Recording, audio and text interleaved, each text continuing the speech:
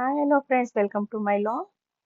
ನಾನಿವತ್ತಿಲ್ಲಿ ನಿಮಗೆ ಅಮಟೆಕಾಯಿ ಉಪ್ಪಿನಕಾಯಿ ಯಾವ ರೀತಿ ಮಾಡೋದು ಅಂತ ತೋರಿಸ್ಕೊಡ್ತಾ ಇದ್ದೀನಿ. ಮೊದಲಿಗೆ ನಾವು ಚೆನ್ನಾಗಿ ಅಮಟೆಕಾಯಿನ ತೊಳ್ಕೊಬೇಕಾಗುತ್ತೆ. ತೊಳೆದಾದ ನಂತರ ನೀವು ಚಿಕ್ಕ ಚಿಕ್ಕ ಪೀಸ್ಗಳನ್ನಾಗಿ ಮಾಡ್ಕೊಳ್ಳಿ. ನಾನಿಲ್ಲಿ ಮಧ್ಯಕ್ಕೆ 2 ಭಾಗ ಮಾಡ್ಕೊತಾ ಇದ್ದೀನಿ ಅಷ್ಟೇ. ಸ್ವಲ್ಪ ದಪ್ಪ ಇದ್ರೆ ಚೆನ್ನಾಗಿರುತ್ತೆ ಅಂತೇಳಿ ನಿಮಗೆ ಯಾವ ರೀತಿ ಬೇಕೋ ಆ ರೀತಿ ನೀವು ಕಟ್ ಮಾಡಿಕೊಂಡು ಒಂದು ಬಟ್ಟೆ ಮೇಲೆ ಸ್ವಲ್ಪ ಹೊತ್ತು ಒಣಗಾಕ್ಬೇಕಾಗುತ್ತೆ. ಯಾಕೆಂದ್ರೆ ನೀರಿನ ಅಂಶ ಎಲ್ಲ ಡ್ರೈ ಆಗಬೇಕು.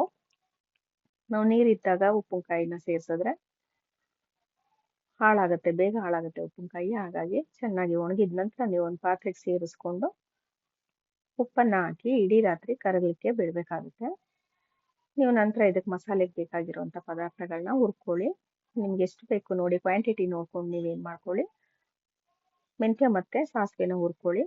ಅದೇ ಪ್ಯಾನ್ನಲ್ಲಿ ನಾನು ಎಣ್ಣೆನ ಕಾಯಿಸಿಡ್ತಾ ಇದ್ದೀನಿ. ತಣ್ಣಗಾದ್ಮೇಲೆ ನಾವು ಇದಕ್ಕೆ ಸೇರಿಸ್ಕೋಬೇಕು. ಈಗ ನೋಡಿ, ಇಡೀ ರಾತ್ರಿ ನೆಂದು ಅದರ ಬಣ್ಣ ಚೇಂಜ್ ಆಗಿದೆ. ರಸ ಸಹ ತುಂಬ ಚೆನ್ನಾಗಿ ಬಂದಿದೆ. ನಾನು ಸ್ವಲ್ಪ ಮಿಕ್ಸ್ ಮಾಡ್ಕೊಳ್ಳೋದಕ್ಕೆ ಬೇರೆ ಪಾತ್ರೆಗೆ ಶಿಫ್ಟ್ ಮಾಡ್ಕೊತಾ ಇದ್ದೀನಿ. ಈಗ ನಾನು ಮನೆಯಲ್ಲೇ ಮಾಡಿರುವಂಥ ಚಿಲ್ಲಿ ಪೌಡ್ರನ್ನ ಇದಕ್ಕೆ ಖಾರಕ್ಕೆ ಎಷ್ಟು ಬೇಕು ನೋಡಿ ಸೇರಿಸ್ಕೊತಾ ಇದ್ದೀನಿ. ಹಾಗೆ ಅಜ್ವಾಯನ್ನ ಸ್ವಲ್ಪ ಹೀಗೆ ತಿಕ್ಕಿ ಅದಕ್ಕೆ ಸೇರಿಸ್ಕೋಬೇಕು.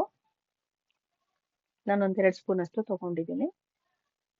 ನಂತರ ಇದಕ್ಕೆ ನಾವು ಆಗಲೇ ರೋಸ್ಟ್ ಮಾಡಿ ಇಟ್ಕೊಂಡಂಥ ಪುಡಿನ ಇದಕ್ಕೆ ಪೌಡ್ರ್ ಮಾಡಿ ಸೇರಿಸ್ಕೋಬೇಕು. ಹಾಗೆ ಹಳದಿ ಪೌಡ್ರನ್ನ ಸ್ವಲ್ಪ ನಾನು ಸೇರಿಸ್ಕೊತಾ ಇದ್ದೀನಿ, ಟರ್ಮರಿಕ್ ಪೌಡರು.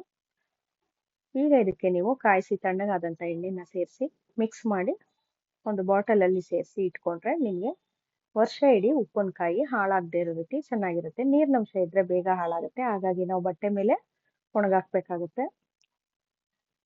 ರುಚಿ ರುಚಿಯಾದಂಥ ಉಪ್ಪಿನಕಾಯಿ, ಅಮಟೆಕಾಯಿ ಉಪ್ಪಿನಕಾಯಿ ನಿಮಗೆ ತಿನ್ನೋದಕ್ಕೆ ರೆಡಿ ಆಗಿದೆ.